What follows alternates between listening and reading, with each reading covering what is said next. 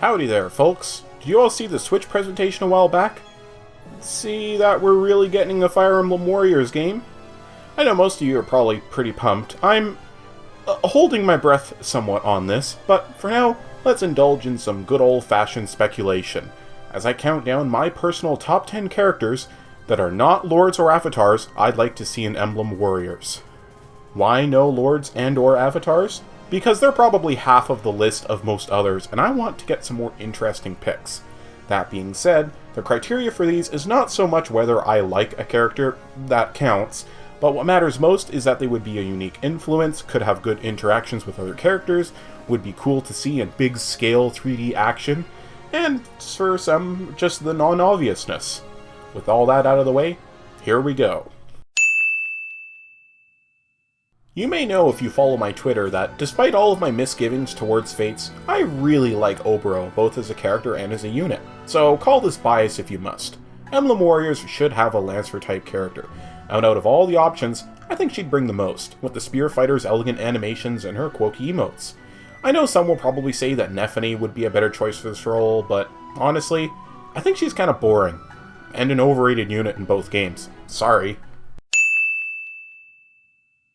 I debated over whether the thief, rogue, assassin spot would go to this guy or Pawn, and while I love Pawn and he's probably my favorite unit in Fire Emblem ever, I had to side with VOLKE. My reason is that he has a lot more character, and his design has a lot more flair.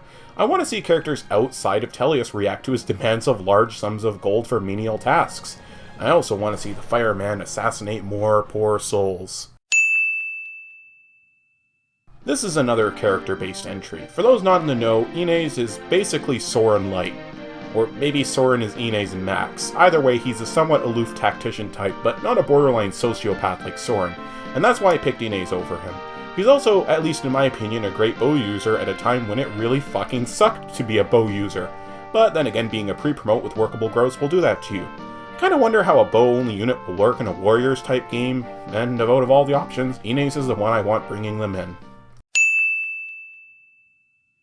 Lex is here almost solely because of a single line of dialogue.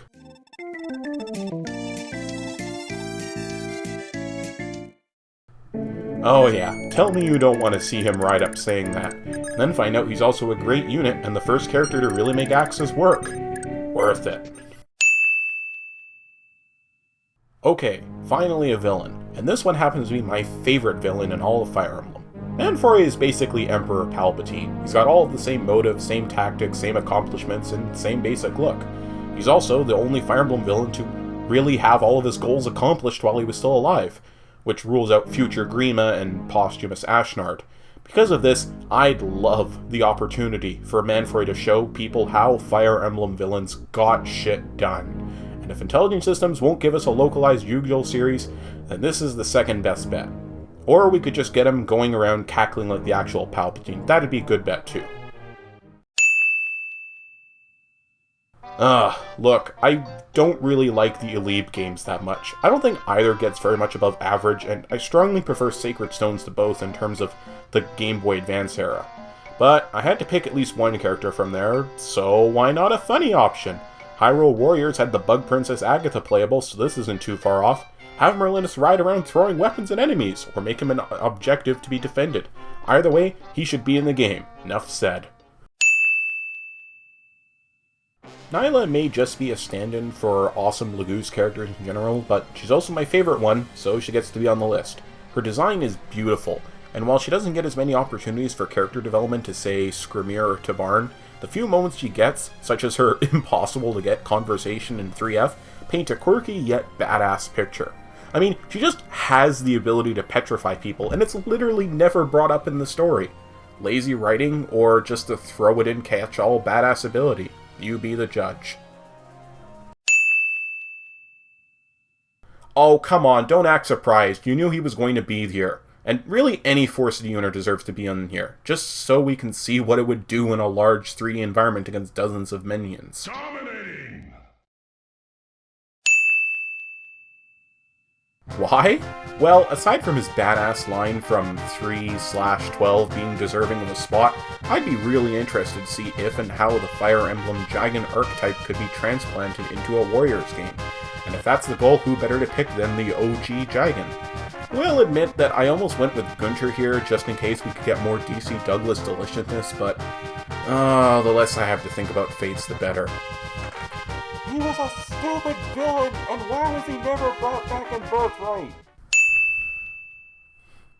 Now you may be wondering, who is this person? Or, are you sure you aren't getting confused with Genealogy's Altina? Well, this Altina hails from Tellius, but she isn't a unit. She's a mythological figure in the canon, having fought to seal Yune when she went berserk ages ago, alongside the lion warrior Soen and the dragon king Digensia. So, why does this character, whom we've literally never seen in action, deserve a spot on this list? One reason. Dual wields Ragnall and Alondite. Seriously, that's just it, and I need to see this in action. And I'm sure you all do too.